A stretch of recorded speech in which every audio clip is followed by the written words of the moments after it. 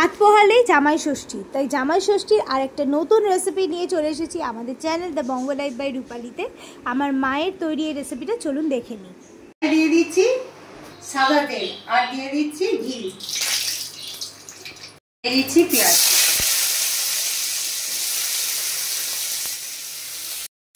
পেঁয়াজটা লাল লাল করে আমি ভেজে নেব।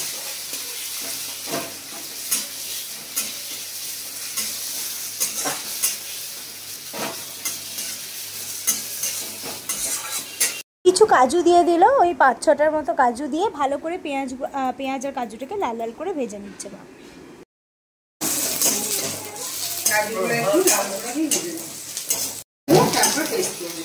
আচ্ছা, এগুলোকে তুলে আগে কিছুক্ষণ ঠান্ডা করবে, তারপর এটা আমার পেস্ট করে নিচ্ছি। সরষের তেল ততক্ষণ গরম হোক। এখানে মানিয়ে নিচ্ছে পমফ্রেট মাছ। পমফ্রেট মাছগুলোতে দিয়ে দিল নুন দিয়ে ভালো করে পমফ্রেট মাছগুলো মেখে নিচ্ছে।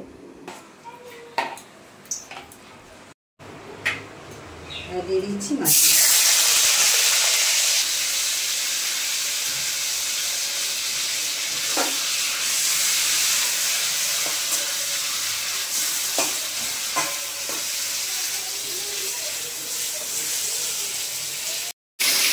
মাছগুলো ভেজে তুলে রেখে নিচ্ছে। সব মাছগুলো ভেজে রেখে দিয়েছে মা।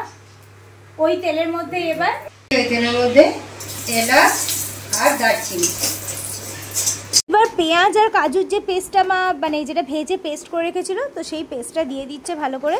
পেস্টটা দিয়ে আবার বেশ কিছুক্ষণ নেড়ে চেড়ে নিচ্ছে, মোটামুটি 2-3 মিনিটের মতো নাড়তে হবে আর কি।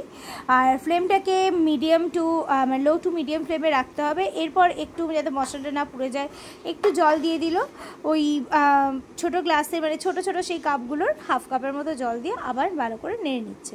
আমি দিচ্ছি ওই সাদা তেল আর ঘি দিয়ে ভালো করে আমি কষিয়ে নিই।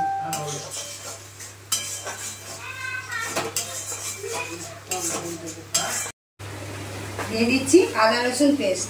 রসুনটা বেশি আছে, আদাটা একটু কম, যেহেতু পমফ্রেট মাছ।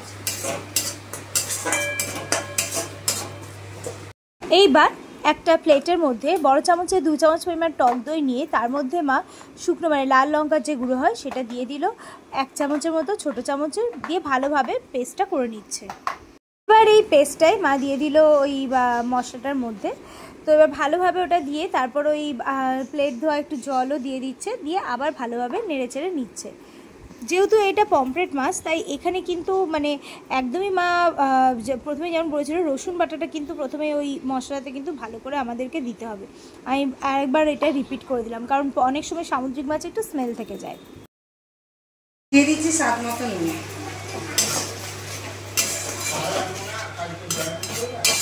এই যে তেল ছেড়ে দিয়েছি,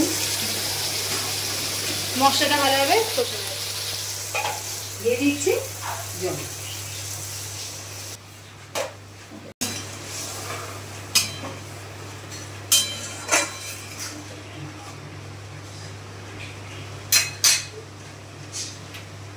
মাছগুলো ছেড়ে দেবো।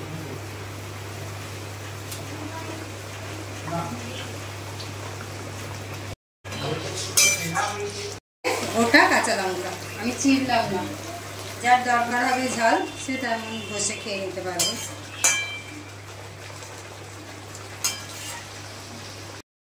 দিয়ে দিচ্ছি কসুরি মেথি।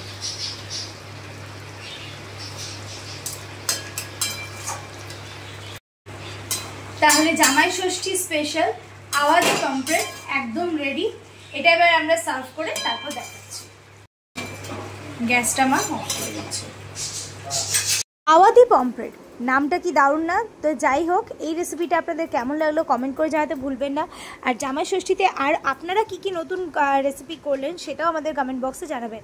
আর যারা এখনও ঠিক করেনি যে কী করবেন তারা কালকে এটা কিন্তু অবশ্যই ট্রাই করবেন।